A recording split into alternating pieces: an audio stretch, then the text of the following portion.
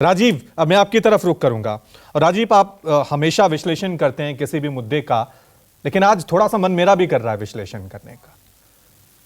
और यह मन इसलिए कर रहा है कि जो तस्वीरें देखी थी, जब वो सामने आई थी, तो मुझे शुरुआत में यह लगा था कि ये एक फेक न्यूज है। मुझे लगा था इस देश में ऐसा नहीं हो सकता है। मुझे लगा था जिस लोकतंत्र की दुहाई हम दे रहे हैं, जिस देश में लोग जय माता दी के नारे लगाते हैं, उस देश में ऐसी तस्वीरें आ ही नहीं सकती हैं। और बड़ा सवाल कि इससे पहले कि हम टीआरपी या उस तरह की बातें करें और दो राजनीतिक पार्टियों के प्रवक्ताओं की बात करें, उससे पहले राजीव यह समझना जरूरी है कि इसके पीछे वजह क्या है, मूल वजह क्या है। ये जो तस्वीरें आ रही हैं, हम टीवी पर चर्चा कर सकते हैं। कोई कहेगा राजस्थान में ऐसा हुआ, कोई कहेगा बंगाल में ऐसा हुआ, कोई कहेगा मणिपुर में ऐसा हुआ, लेकिन एक समाज के तौर पर, क्योंकि आप समाज में जाते हैं, लोगों से मिलते हैं, समाज के ये कौन लोग हैं जो इस तरह की हैवानियत और दरिंदगी करने के लिए मजबूर हो जाते हैं? क्या इसके पीछे फेक न्यूज जिम्मेदार है? क्योंकि एक जो आरोपी है उसमें जुवेनाइल भी है। उसके दिमाग में यह दरिंदगी किसने भरी? क्या उसमें जातिवाद एक बड़ा कारण है? क्योंकि इस देश की ऐसी कोई पार्टी नहीं है जो धर्म और जाति के नाम पर सियासत ना करती हो। और क्या इस जातिवाद के रंग ने, क्या इस धर्म के रंग ने हमें हिंदू तो बना दिया, हमें मुसलमान तो बना दिया, हमें ठाकुर तो बना दिया, हमें मैतेई तो बना दिया, हमें कुकी तो बना दिया, लेकिन क्या हम इंसान रहे? राजीव, आपका विश्लेषण, क्या इन तस्वीरों के बाद हम कह सकते हैं कि हम इंसान भरे समाज में हैं?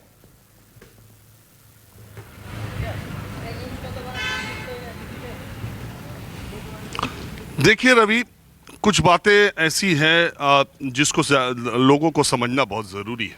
मणिपुर में महिलाओं की जो वीडियो आए, उससे देश का जो सिर शर्म से झुका, प्रधानमंत्री ने भी इस बात का जिक्र किया। उसके बाद से लगातार देश के अलग अलग हिस्सों में महिलाओं के साथ हो रहे अत्याचार के वीडियो या उनके साथ हो रही शर्मनाक घटनाएं सामने सतह पर आ रही।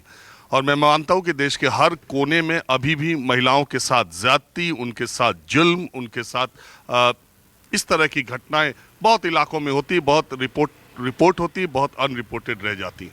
ये अपराध महिलाओं के खिलाफ लगातार हो रहा है।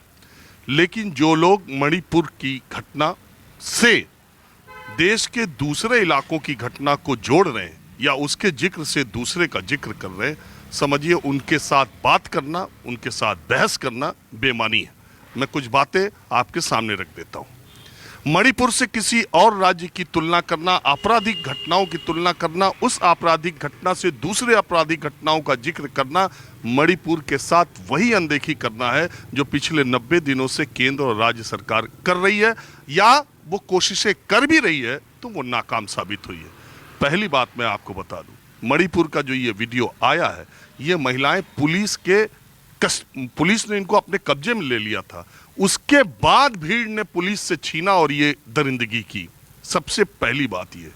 दूसरी बात ये कि इस देश के किस राज्य में 12 घंटे से ज्यादा कर्फ्यू पिछले कई दिनों से है या महीनों से है? किस राज्य में? सिर्फ मणिपुर में। इस देश में केंद्र सरकार 2,500 रुपए पर सब्सिडी पर, किस देश में केंद्र सरकार, राज्य सरकार की तरफ से हेलीकॉप्टर मुहैया कराया गया है आम आदमी को कि आप 2,500 रुपए देके सुरक्षित स्थान पर अपने घर से शरणार्थी के तौर पर या दूसरी सुरक्षित जगहों पर जा सकता है? ये सिर्फ मणिपुर में व्यवस्था की गई है। जहाँ 2,500 रुपए दे के आदमी हेलीकॉप्टर से सुरक्षित जगह जा रहा है, वो बाकी पैसा सब्सिडी का केंद्र सरकार दे रही है। इस देश में दूसरा ऐसा कौन सा राज्य है जहां पर 355 लगाया गया है? इस देश में दूसरा ऐसा कौन सा राज्य है जहां 65,000 सुरक्षा बल अतिरिक्त भेजे गए हो? कुल मिलाकर के 1 लाख लोग तैयार हो। इस देश में 12 घंटे कर्फ्यू है। इस देश में कौन सा राज्य है जिसमें 3 महीने से इंटरनेट बंद है? इस देश में ऐसा कौन सा राज्य है जहां 2 समुदाय के लोग आमने सामने पड़ने पर औरतों के साथ बदतमीजियां कर रहे हैं, लोगों को गोली मार रहे हैं? इस देश में ऐसा कौन सा राज्य है जिसके थाने की सारी राइफलें और बंदूकें, गोलियां सब खाली हो गई, लोगों ने लूट लिए या पुलिस वालों ने उनको दे दिए अपने अपने समुदाय के लोगों पर?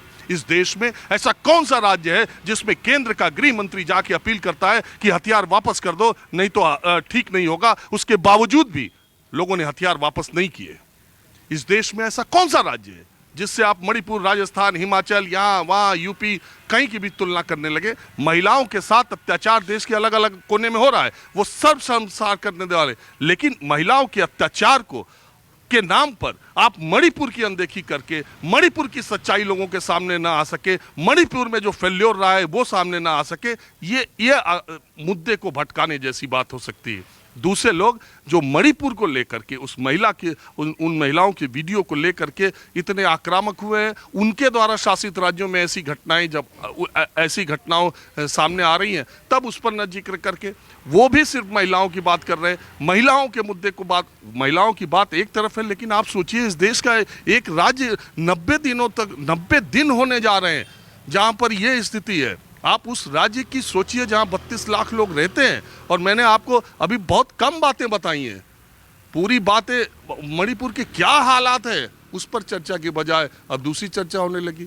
तो बात यह है कि जब आप मणिपुर पर, प्रधानमंत्री ने भी मणिपुर के जिक्र के साथ साथ राजस्थान, छत्तीसगढ़ जोड़ दिया, तो अब यही सब, कल मैंने एक शेर कहा था कि सियासत हमें सच्चाई समझने ही नहीं देती, कभी चेहरा नहीं मिलता, कभी दर्पण नहीं मिलता। आम आदमी जो आपका कार्यक्रम देख रहा है, बहुत सारे लोग, उनको मणिपुर के बारे में अभी वीडियो आया तो पता चला, तो उनको लग रहा है कि ये महिलाओं के साथ वहाँ पर अत्याचार हुआ है, तो ऐसे अत्याचार तो यहाँ भी हुए हैं, वहाँ भी हुए हैं, वहाँ भी हुए हैं, उसी की चर्चा क्यों। लेकिन मणिपुर अलग है, और ये महिलाओं के खिलाफ, और ये महिलाओं के खिलाफ अत्याचार तो पुरुष ही कर रहे हैं। तो जिस समाज में विकसित, और आप कहते हैं ना कि हम बहुत तेजी से अर्थव्यवस्था, ये सब, इससे समाज विकसित, परिवार विकसित, व्यक्ति विकसित नहीं माना जाता। समाज, परिवार विकसित माना जाता है कि वहाँ पर महिलाओं की कितनी इज्जत है, उनको कितनी स्वतंत्रता है, और इस मामले में अभी भी हम बहुत पिछड़े हैं, या कहिए कि विकसित होने में हमें बहुत सदियां लग जाएंगी शायद। और ये जितने अपराध हो रहे हैं, इनकी बात अलग है, मणिपुर की बात अलग है। बिल्कुल बिल्कुल, इस तरह की घिनौनी तस्वीरें हमें नहीं लगता किसी दूसरे मुल्कों से इस तरह से सामने आती हैं, और जब आती हैं तो फिर हम खुद को विश्व गुरु कैसे कह सकते हैं, ये अपने आप में बड़ा सवाल हो जाता है।